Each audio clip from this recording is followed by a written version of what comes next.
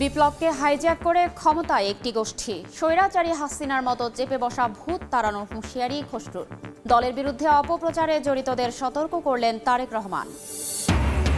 গ্রীষ্মে ভয়াবহ লোডশেডিংয়ের শঙ্কা ক্যাবের, উড়িয়ে দিলেন জ্বালানি উপদেষ্টা। বিদ্যুৎ সরবরাহ স্বাভাবিক রাখার আশ্বাস, বললেন IMF-এর চাপেও দাম বাড়ায়নি সরকার।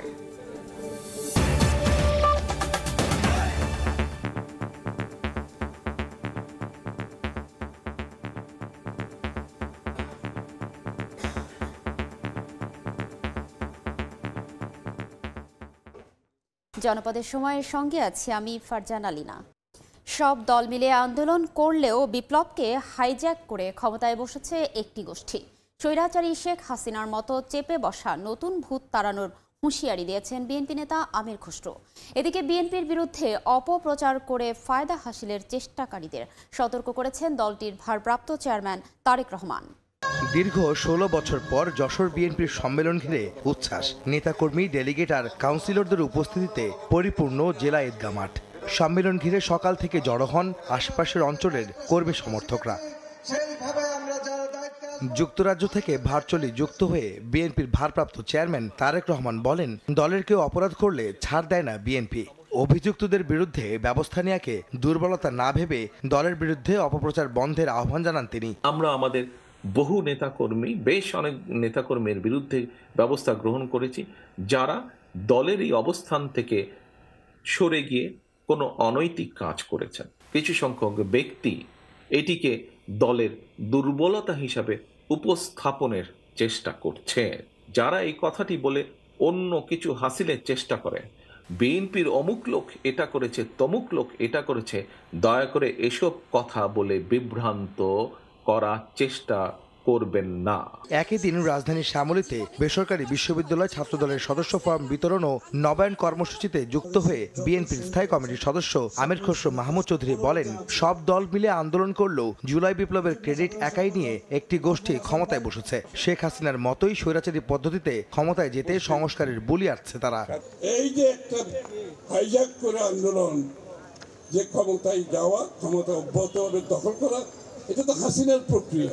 আবার সেই ভূত ফেরত এসেছে আমাদের মধ্যে। এই ভূতকে তো বিদায় করতে হবে। ক্ষমতা দখল করে থাকার জন্য নতুন নতুন ফন্দি আসছে, তারা নতুন নতুন কথা বলছে, সংস্কারের কথা বলছে, স্থানীয় সরকারের কথা বলছে। তাদের কোনো অধিকার নাই। সব অধিকার বাংলাদেশের 18 কোটি মানুষ সিদ্ধান্ত নেবে। এদিকে জাতীয় প্রেস ক্লাবে প্রয়াত সাংবাদিক মাহফুজুল্লাহকে মরণোত্তর 21 পদক দেওয়ায় আয়োজিত এক অনুষ্ঠানে বিএনপি মহাসচিব বলেন, দেশ গঠনে সবাইকে ঐক্যবদ্ধ ও আন্তরিক হতে হবে। পালিয়ে গেছে এবং সেই আন্দোলনের মধ্য দিয়ে পালিয়েছে। আজকে একটা আশার আলো সবাই আমরা দেখতে পাচ্ছি যে আবার নতুন করে বাংলাদেশকে আমরা গড়ে তুলব। সবারই আমরা আরো অনেক বেশি আন্তরিক হওয়া প্রয়োজন। বরিশালে বিভাগীয় সাংগঠনিক সভায় দলের ভাইস চেয়ারম্যান আব্দুল মিন্টু বলেন, সংস্কারের নামে নির্বাচনের অধিকার থেকে কেউ যেন বঞ্চিত করতে না পারে, সবাইকে সে ব্যাপারে সজাগ থাকতে হবে। এছাড়া দেশের বিভিন্ন স্থানে নিত্যপণ্যের দাম সহনীয় রাখা ও নির্বাচনী রোডম্যাপ ঘোষণা সহ নানা দাবিতে সমাবেশ করেছে বিএনপি। আহমেদ সালেহিন, সময় সংবাদ, ঢাকা। গরমের মৌসুমে লোডশেডিং হবে না বলে জানিয়েছেন বিদ্যুৎ ও জ্বালানি উপদেষ্টা। রাজধানীতে সেমিনারে তিনি আরও জানান, সরবরাহ ঠিক রাখাতে সব ব্যবস্থা নেওয়া হয়েছে।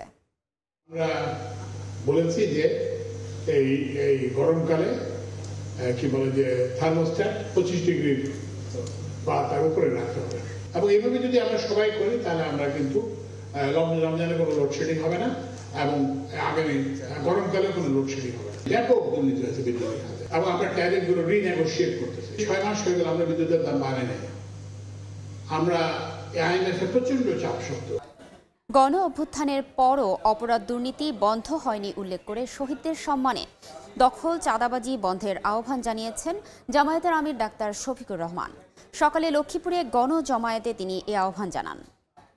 মানুষ আশা করেছিল যে 24-এর পরে সমস্ত দুঃশাসন এবং সমস্ত দুর্নীতির অবসান হবে। আমরা কি মুক্ত হতে পেরেছি? বিনয়ের সাথে অনুরোধ করব, বন্ধুরা, দয়া করে আমাদের শহীদদের রক্তকে তোমরা অপমানিত করবা না। এই অপকর্ম ছেড়ে দাও, তোমরা চাঁদাবাজি ছেড়ে দাও, দখল বাণিজ্য ছেড়ে দাও, তোমরা মানুষকে কষ্ট দিও না। 2018 সালের বিতর্কিত নির্বাচনে জড়িত এসপিদের ওয়েস্টি কিংবা অবসরে পাঠানোর প্রক্রিয়া চলছে বলে জানিয়েছেন ধর্ম উপদেষ্টা। দুপুরে নাটোরের বাগাতিপাড়ায় মডেল মসজিদে উদ্বোধন শেষে একথা জানান তিনি। যে সমস্ত পুলিশ সুপার 18 সনে এই নির্বাচনের সময় দায়িত্ব পালন করেছেন তাদের বিরুদ্ধেও ওএসডি করা অথবা তাদেরকে অবসরে দেওয়ার প্রক্রিয়া এটা চলমান। ফেনীতে বন্যায় ক্ষতিগ্রস্তদের 85টি ঘর হস্তান্তর করেছে নৌবাহিনী। ঘরগুলো তুলে দেন চট্টগ্রাম নৌ অঞ্চলের প্রধান রিয়ার অ্যাডমিরাল মীর ইরশাদ আলী। গৃহহীনদের মাঝে বাংলাদেশ নৌবাহিনী পরিবার কল্যাণ সংঘ ও নৌবাহিনীর সহায়তায় ঘরগুলো তৈরি করা হয়। এই ছিল জনপদের সময়।